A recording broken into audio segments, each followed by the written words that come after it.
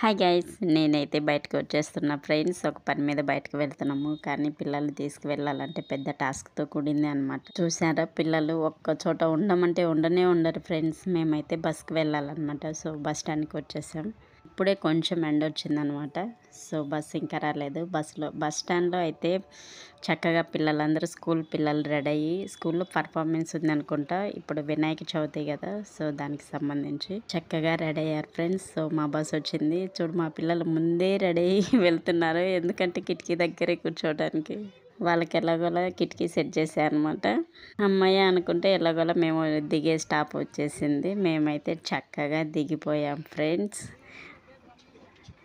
ఇక్కడే దిగిపోయాం అనమాట. సో మా వాళ్ళు చక్కగా అల్లరి చేయకుండా చక్కగా నడుచుకుంటూ వచ్చేసారనమాట. సో అలసిపోయి ఇక్కడ ఒక చుక్క వాటర్ కూడా తాగారనమాట.